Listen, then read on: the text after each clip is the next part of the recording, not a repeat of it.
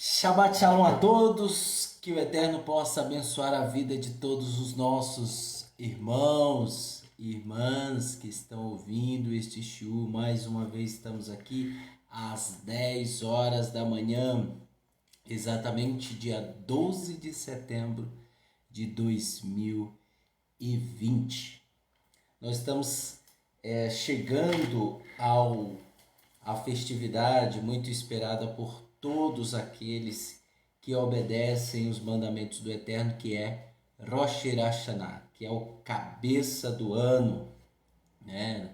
A partir de domingo que vem, nós estaremos festejando, que será dado início após o Shabat, e será a festa de Rosh Hashanah. E depois iremos para Yom Kippur, né? E isso faz parte daqueles que vivem a verdadeira Teshuvá, aqueles que obedecem ao Eterno. Shabbat Shalom, Nazareno, Florencio de Paula, do Rio de Janeiro, está nos acompanhando aqui. Que o Eterno possa te abençoar grandiosamente, em nome de Yeshua, o Mashiach. Bem, hoje nós iremos ler, né, o capítulo 16, deixa eu ver se é isso mesmo, 16, 17 e 18 de Yehoshua, livro de Josué. E também nós vamos dar as explicações. Uma coisa que ninguém pode alegar no dia do juízo é que não tiveram a oportunidade de ler as escrituras. E aqui você vai ouvi-la. Além de ouvi-la, você vai entender e compreender. Por isso que todos os Shabat nós disponibilizamos aqui 3 capítulos de cada porção, de cada leitura, de cada livro. Nós temos aí, você que acompanha o canal no YouTube da Beit Netzer Ephraim, você pode pesquisar também como Judaísmo Nazareno SP, porque somos de São Paulo.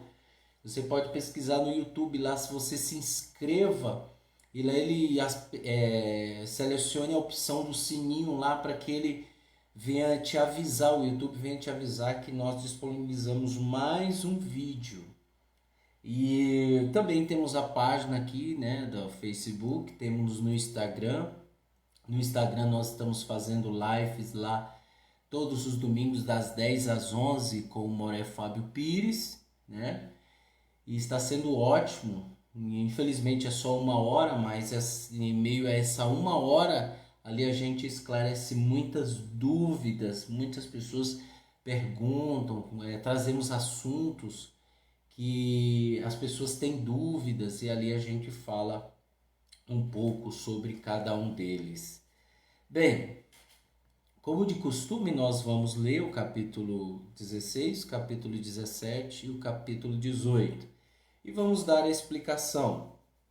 E outra coisa, depois nós vamos adentrar o livro de Shoftim, que é o livro de Juízes, tá? Vejam, antes do povo de Israel ter um rei, o povo de Israel, eles tiveram juízes após a morte de Yehoshua, que é Josué. O povo de Israel foi governada por juízes, né, tomaram ali a frente. Aí nós temos os juízes e temos também o livro de Samuel, né? Samuel, o livro de 1 Samuel, depois nós temos o 2 Samuel e assim vamos. Então, até o ano que vem, nós vamos terminar o livro do Tanar, da Brit Hadashah nós já terminamos, e agora nós vamos, até o ano que vem, terminar também o livro do Tanar. Vamos lá. Aqui nós sabemos que Yehoshua, junto com o povo de Israel, eles ocuparam a terra, não na sua totalidade. Alguns lugares ainda ficaram sem o povo de Israel ocupar totalmente. E aqui mostra claramente que só iremos ocupar a terra totalmente no reinado milenar. E é por isso que houve falhas, houve pecados, né? O povo de Israel se desviou do caminho da verdade. O primeiro tempo foi destruído, o segundo tempo foi destruído. Israel sofreu com muitas rebeldias, né? Conflitos. Israel sofreu demais, e isso com consequência ao seu pecado. E nós estamos vendo aqui que Yahushua já está velho, Yahushua já está indo embora daqui a pouco, né? E o povo de Israel, que é a geração do povo de Israel, vai surgindo, né? E nós vamos ler. A fronteira do território escolhido para ser a parte dos descendentes de Iosef começava do Iadem e ia para o lado de Jericó. Vejam, aqui nós estamos lendo o capítulo 16 da Bíblia Judaica David Stern, tá? Até as águas de Jericó, na parte leste, prosseguia de Jericó em meio às montanhas e o deserto de Beit-El e a luz, passando pelas fronteiras de Aqui até Atarote, descendo pelo lado oeste a fronteira do Iaflet, alcançando a divisa com a parte baixa de Beit-Horon, seguindo para Gezer e terminando no mar. Assim os descendentes de Yosef e Manassés e Efraim tiveram a sua herança. Veja que Yehoshua, ele separou cada terra para determinada tribo. E aqui nós que pertencemos a Efraim, a casa de Efraim, por isso que os últimos serão os primeiros, foi dado para a gente essa terra, os descendentes de Yosef. Yosef nada mais é do que José, filho de Jacó, o governador do Egito, lembram? E continuando.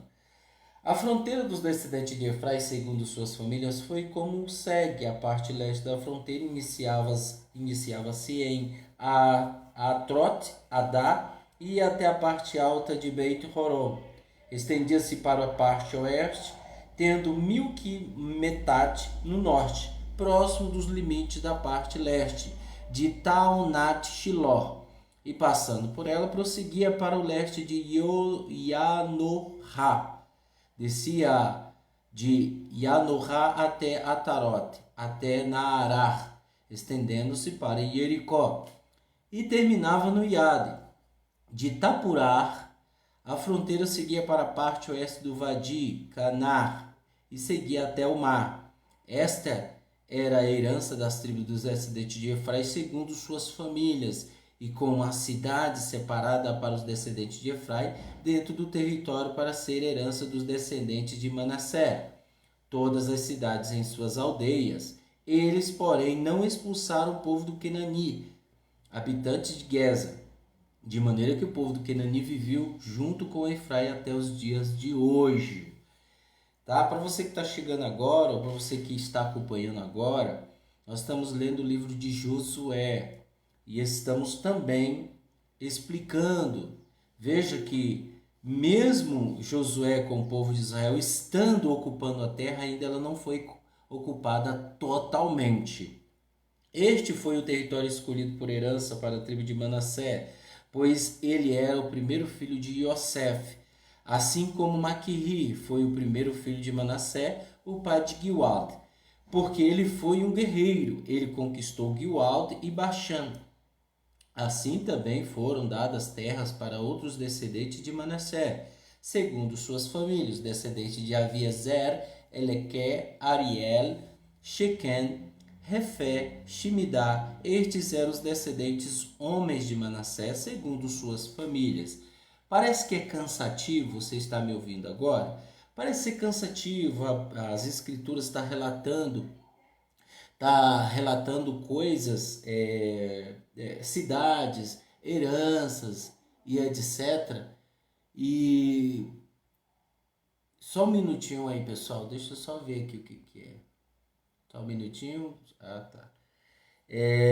Então, as famílias da herança, a Bíblia ela está aqui relatando, falando, parece que infelizmente parece que é cansativo, e não é cansativo, não é cansativo. E é por isso que nós temos aqui documentado a parte em que o povo de Israel habita ali. São nomes difíceis, né? A gente vê que são exatamente nomes muito difíceis, né? E infelizmente a gente tem que ler, né? Tem que ler. E vamos dar continuidade. Isso serve para registro, assim como era antigamente. O povo de Israel sempre foi cauteloso em registro, pessoal. Em registro. Tsifolo Ade, porém, o filho de Efer, neto de Guiuade, bisneto de Maquiri, trineto de Manassé, não teve nenhum filho, apenas filhas. Estes são os nomes de suas filhas Mahrilá, Noá, Rogilá, Milcá e Tsitzar. Elas foram ao correr Zara e Yehoshua, filho de Nun, aos líderes e disseram: Adonai ordenou a Moshe que nos deu uma herança juntamente com nossos parentes, assim para manter a ordem de Adonai. Ele deu a elas uma herança entre os irmãos de seu pai. 10 partes foram adicionadas a Manassé, além da terra de Gileade em Baxã, além do Iade, porque as filhas de Manassé tinham uma herança em conjunto com seus descendentes, mas a terra de Gileade foi dada ao restante dos descendentes de Manassé. A fronteira de Manassé ia desde Asher até Milquitate, que cruza Shequem, indo adiante para a direita, próximo ao povo de Ei-Tapuar. A terra de Tapuar pertencia a Manassé, mas Tapuar, na fronteira de Manassé, pertencia aos descendentes de Efraim. A fronteira descia até o Vadi Caná, ao sul do Vadi, junto às cidades pertencentes a Efraim. Entre as cidades de Manassé, a fronteira com Manassé era ao norte do Vadi e terminava no mar. O lado sul pertencia a Efraim, o norte de Manassé, e o mar era seu limite, estendia-se até Asher ao norte e Itzaká ao leste. Vejam que em conjunto Yehoshua está distribuindo a cada tribo, a cada descendente de tribo, seus clãs. Yehoshua está distribuindo as terras, está distribuindo para cada tribo a porção de terra ocupante. Infelizmente, por causa da rebeldia do povo de Israel, se perdeu isso, ficando apenas aquela parte de Israel que hoje nós vemos ali, que é o Eretz Israel. Israel não é só aquilo que você vê no mapinha menor do que a cidade de Pernambuco. É muito pequeno o país de Israel hoje, né? É muito pequeno, tá? Comparado a outros países, é muito pequeno. Então essa pequenez, essa terra não é Israel. Essa terra, Israel é muito mais além do que a gente possa imaginar, pessoal. Ela vai do Rio Nilo ao Rio Eufrates, só para você ter uma ideia. E dentro do Rio Nilo ao Rio Eufrates constam aproximadamente mais de 10 países dentro dessa dimensão. Então Israel não ocupou totalmente a terra prometida. Isso só irá acontecer no reinado do Mashiach, tá? Em Asher, Itzaká e Manassé tinha Beit Shemai, as suas aldeias, e Veleã e suas aldeias, e os habitantes de Dor e suas aldeias, de Eidor e suas aldeias, de Tanar e suas aldeias, de Megido e suas aldeias, 3 distritos no total. No entanto, os descendentes de Manassé não puderam expulsar os habitantes daquelas cidades. O Kenani preferiu permanecer na terra. Depois que o povo de Israel tornou-se poderoso, ele fez o Kenani trabalhar pesado, mas jamais o expulsou completamente. Então os descendentes de José falaram a Yehoshua. Eles disseram: por que você nos deu apenas uma parte na herança? Afinal, somos um povo muito grande. Uma vez que Adonai nos tem abençoado, Yehoshua lhe respondeu: se vocês são um povo tão grande, subam até as montanhas e abram espaço para vocês ali, no território de Perizídeos e Refaim, uma vez que as montanhas de Efraim não servem de espaço suficiente para vocês. Os descendentes de Yosef replicaram: as montanhas não serão suficientes para nós. Além disso, todo Kenani que vive nos vales tem carruagem de ferro.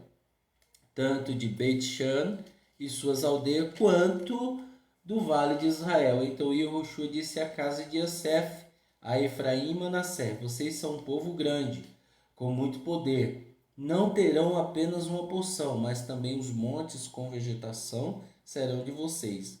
Ainda que sejam arborizados, vocês o limparão, e a terra aberta resultante será de vocês. Vocês expulsarão o Quenani, ainda que ele tenha carruagem de ferro e seja forte. Continuando, capítulo 12. Toda a comunidade do povo de Israel reuniu-se em assembleia em Shiló, e ali armou a tenda do encontro. Outra coisa, detalhe, pessoal, que aqui nós chamamos a tenda do encontro de Mishkan em hebraico. Significa que ela não tinha localidade própria. Ou seja, uma hora ela estava no sul, outra hora ela estava no norte, outra hora ela estava no leste, outra hora ela estava em outro país, outra hora ela estava... E ali eles armavam a tenda, faziam os sacrifícios, faziam os rituais de serviço ao Eterno, os Leviim, que eram os levitas, e ali eles sacrificavam animais em prol do pecado do povo de Israel. Ou seja, o Mishkan, ele não era fixo. E aqui nós vemos eles armando mais uma vez a tenda do encontro. Restavam ainda 7 tribos que não tinham recebido a herança, sua herança. Restavam ainda 7 tribos. E Yehoshua disse ao povo de Israel: quanto tempo vocês ainda vão levar para tomar posse da terra que Adonai, seu Elohim e seus antepassados deu a vocês? Escolham 3 homens de cada tribo e os envie a eles. Vou examinar a terra e fazer um gráfico que descreva a herança das tribos. Então eles devem retornar a mim. Eles dividiram a terra em 7 pares, e Yehudá permaneceu ao sul em seu território, e a casa de Yosef terá seu território ao norte. Vocês devem mapear a terra em 7 pares e trazer as descrições para mim. Então eu farei um sorteio para vocês, aqui na presença de Adonai nosso Elohim. Os Ivim, porém, não terão nenhuma parte de tudo isso, pois o ofício de correio dedicado a Adonai já é a sua herança. Gad, Reuven e a meia tribo de Manassés já receberam sua herança além do Iade, na parte leste, a qual Moshe, o servo de Adonai, lhes deu. Uma outra coisa, os Ivim, eles não tinham, os levitas, o ofício de correio, eles não tinham herança.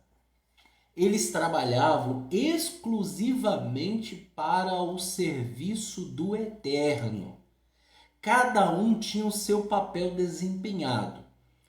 Veja que desde Aharon, que foi o primeiro sumo sacerdote oficializado por Israel e pelo Eterno a Israel, e somente os descendentes de Aharon poderiam fazer parte do serviço para Adonai com o ofício de Kohen.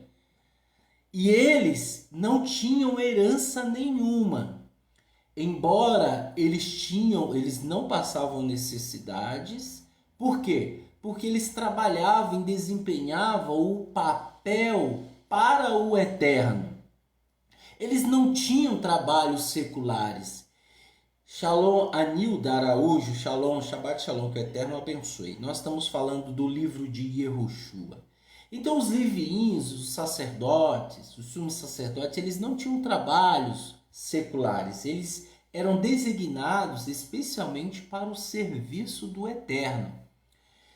Uma outra coisa também que nós devemos entender é que eles jamais poderiam ter herança.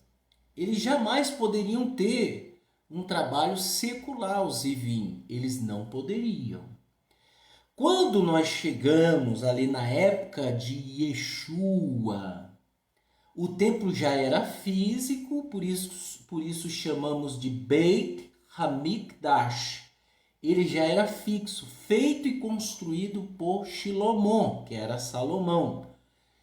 O templo já se encontrava corrompido, porque estavam dedicando outras pessoas que não pertencesse à linhagem de Aharon, tá? Dedicando outras pessoas que não pertenciam à genealogia de Aharon, ao serviço. Ou seja, nós tínhamos já ali, na época de Yeshua, levitas ou sacerdotes que eram gentios. Há de também saber que eles colocaram como rei de Yehudá Herodes. E o Eterno disse que não era para colocar nenhum estrangeiro, mas eles colocaram Herodes. Isso nos mostra e nos aponta como Israel estava corrompido. E é por isso que Yeshua, repito, chega, né, vê os sinais, vê o que está acontecendo, e ali ele começa a reprovar as atitudes de muitos que estavam contrariando as Escrituras. Isso é interessante nós notarmos para que a gente possa entender todo o contexto da vida do nosso povo. E é por isso que aqui em Yehoshua Josué, eles desempenhavam um papel e a herança deles era o Eterno. Então os homens se prepararam e foram. E Yehoshua lhes deu a seguinte missão: conforme eles partiram para mapear a terra, vão, percorram toda a terra e descrevam-na, depois retornem.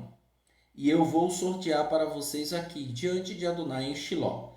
Os homens foram e percorreram toda a terra, verificando cada cidade, dividindo-a em 7 regiões e escrevendo o resultado em um rolo. Eles retornaram a Yehoshua no acampamento de Shiló, diante de Adonai, e ali Yehoshua dividiu a terra com o povo de Israel segundo suas regiões. A sorte caiu para a tribo dos descendentes de Benjamim, de acordo com suas famílias. A fronteira do território escolhido por sorteio estava entre os descendentes de Judá e os descendentes de Yosef. Ao norte, sua fronteira iniciava-se no Iadem, subia pela parte norte de Jericó, continuava por entre as montanhas da parte oeste e chegava ao deserto de Beit Aven. Dali a fronteira prosseguia passando por Luz, na parte sul, que é Beit El. Então a fronteira descia até Artrot Adá, pelas montanhas ao sul, na parte baixa de Beit Horon. A fronteira foi delineada como que vindo da parte oeste para o sul, na parte montanhosa, diante de Beit Horon, no sul, e se encerrou em Kiryat Baal, que é Kiryat Jearim, cidade pertencente aos descendentes de Yehudá. Este era o lado ocidental. No sul, a fronteira se estendia-se pela parte oeste, na parte mais distante de Kiryat Jearim, indo na direção da fonte de Neftoar. Daí a fronteira descia até o pé das montanhas, diante do vale, e Beit Rimon, ao norte de vale de Refaim, até o sul dos territórios de Evuzi, continuava descendo em direção a Ei-Rogel, aonde fazia uma curva para o norte. Então prosseguia até Ein-Shemesh, continuando até Gliglot, adiante Maal Adumim, e descia até a pedra de Borran, o filho de Reuve, passando Beirava Aravá, na direção norte descia para Aravá. Então a fronteira passava ao lado do Beit Haglor, rumando para o norte, fazendo divisão com o Mar Morto, no extremo sul do Iade. Esta era a fronteira sul, o Iade era a sua fronteira ao lado leste. Essa foi a herança dos descendentes de Benjamim, divididas por todas essas fronteiras e segundo suas famílias. As cidades das tribos dos descendentes de Benjamim, segundo suas famílias, foram as seguintes: Jericó, Beit Haglor, Mequet Tzitzit, Beit Aravá, Tzimaraim, Beit El, Avi, Pará, Ofrá, Kefá, Harmonar, Ofenim, Geva, 12 cidades com suas aldeias: Givon, Ramá, Beirot, Mitzpah, Kifirá, Motzar, Requé, Iepier, Taalá, Tselá, Elef e Evuzi. que é Jerusalém. Giviar e Kiriat, 14 cidades com suas aldeias. Essa foi a herança dos descendentes de Benjamim segundo suas famílias. Pronto, nós lemos aqui os 3 capítulos. Sábado que vem nós iremos ler os mais 3 capítulos. E aqui vai se encerrando a distribuição de divisão de terras. Aí você me pergunta o seguinte: mas por que a Bíblia fala tanto de divisão de terras? Por que a Bíblia faz questão de deixar escrito divisões de terra, nomes difíceis, genealogias? Por quê? Vamos lá, pessoal, é óbvio. Hoje nós, brasileiros, temos a nossa identidade perdida. Tem muita gente, como eu sempre disse, tem muita gente que não conhece nem seu avô. Tem muita gente, tem gente que não conhece o pai. Quando Israel, vejam que eles escreviam num rolo, num pergaminho. Isso traz uma autenticidade muito grande para as outras gerações. Ou seja, as gerações futuras iriam pegar documentos que foram escritos por Yehoshua e os líderes e os clãs daquelas tribos e iriam identificar por herança. Então ia passar de pai para filho. Isso é extraordinário, você saber sua genealogia. Mas hoje nós sabemos? Não. A maioria dos brasileiros não sabem. Eu costumo dizer que o Brasil é um país caçula, 500 anos de descoberta. Vejam só, é um país caçula, 500 e poucos anos. Então, nesses 500 e poucos anos, nós perdemos a nossa identidade. Eu duvido se você conheceu seu tataravô, sua tataravó. Há pessoas que conheceram. Você conheceu quem foi o pai do seu avô? O pai do avô do seu avô? Então vejam, muita gente não conhece. Eu mesmo não conheço o pai do meu avô. Eu não conheço o pai da minha avó. Só que o povo de Israel conhece. O povo de Israel conhece. Não é à toa que após quando Israel é levado a cativo, né? Israel ele é aprisionado pelos assírios, muitos documentos foram perdidos, justamente para que os sucessores daquela geração não soubessem sua identidade. E isso é uma coisa muito séria, pessoal. Muito séria você não saber de onde você veio. E o povo de Israel sabe. Muitos judeus sabem. Veja que Yehudá tinha sempre do lado Benjamim. Vocês lembram da época em que Yosef, ele estava como governador e seus irmãos não reconheceram? E ele, Benjamim, era o irmão mais novo, era o caçula. E Yehudá, que era Judá, amava muito Benjamim. E Yosef, José, disse assim, deixe Benjamim aqui, porque é uma garantia para que você traga o pai de vocês. E aí o que aconteceu? Yehudá tomou a frente. Yehudá chegou, não, meu senhor, não faça isso. Nós temos um irmão que já morreu, que já é morto, que era Yosef, José, Yehudá falando. E o nosso pai sentiu muito. E agora, se o menino não vier conosco, que é o filho mais novo, nosso pai poderá morrer. Yosef não resistiu e correu para os seus aposentos e chorou muito. E aí ele volta daquele choro, né, de tristeza, de angústia, porque ele não estava quase mais aguentando, né, aquilo. E quando ele volta, ele fala assim, então tá bom, que o menino vá.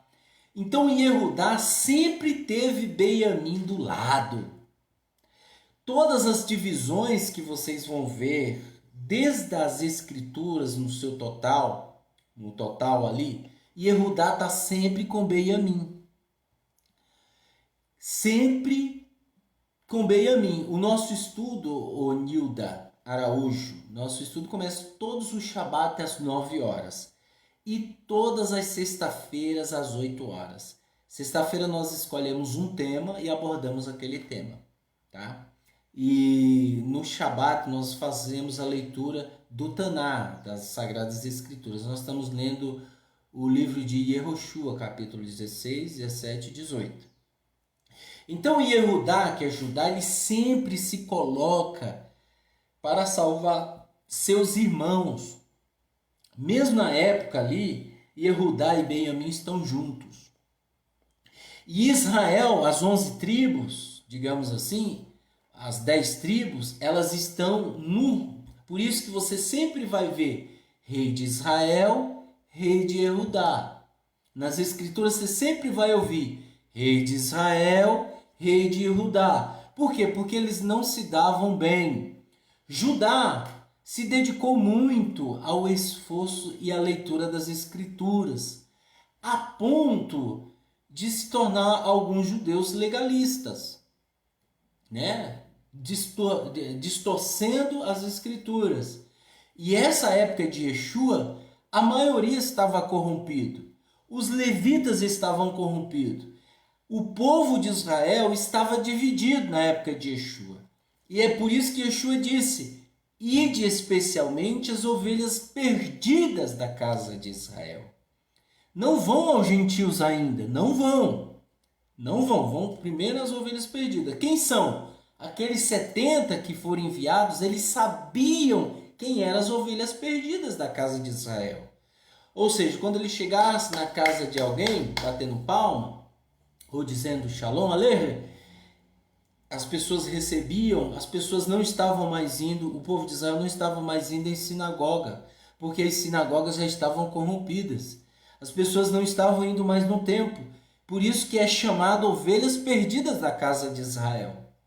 Ok? E aí, os 70 foram lá e falaram: ó, Yeshua está aí, o Mashiach chegou, ele vai restaurar, ele vai, né, fazer expiação. Todo aquele povo que estava dividido, eles sabiam da profecia de um Mashiach que viria como servo sofredor. E é por isso que eles se voltaram. Muitos se voltaram para o Eterno. E é por isso que quando chega em Atos dos apóstolos, Atos dos Talmidim, dos discípulos, 3.000 pessoas são imersas no Ruach HaKodesh. 3.000 pessoas reunidas em um só lugar. Por quê? Porque são essas pessoas que estão retornando ao caminho da Teshuvá. Quando Yeshua é assunto aos céus, ele decide por todo mundo. Agora está aberto o gentio. E aí quando chega em Atos 15, 16, os gentios começam a vir para as sinagogas, para as comunidades, e eles não sabem lidar com os gentios. E aí eles colocam regras mínimas para os gentios. É esse contexto que eu estou dizendo. E qual é o nosso cenário hoje? O nosso cenário hoje é de resgatar. Yeshua está nos resgatando. O Eterno está nos resgatando. Ele está acendendo a chama ardente no coração de cada um dos nossos irmãos. No coração de cada um dos nossos irmãos. E é por isso que você tem que fazer Teshuvá. Ok? Fazendo Teshuvá, lendo as escrituras, não é Teshuvá, retorno, se arrepender. Não é apenas ficar na internet, gente. Não é apenas você ter informação. Informação todos têm. Todo mundo tem informação. Todos aqui têm informação. Hoje a informação ela está democratizada. Olha só. E é por isso que você tem acesso. Mas a informação ela pode te matar. Como matou muitos rabinos na época de Yeshua. Eram eruditos, sábios, mas não temiam o Eterno. Então, a informação, ela não faz parte totalmente da techuvá. A techuvá verdadeira é mudança interior. A informação vem em segundo plano, tá bom? Então é isso. Então, nós temos um cenário aqui de genealogia, distribuição de terra no livro de Josué, e é por isso que é cansativo, mas nós temos que ler e entender por que houve essa separação de terra, principalmente na terra prometida. Alguém tem alguma dúvida que está me ouvindo a respeito desse assunto? Distribuição de terra, povo de Israel, Eretz Israel, terra de Israel. Alguém tem alguma pergunta?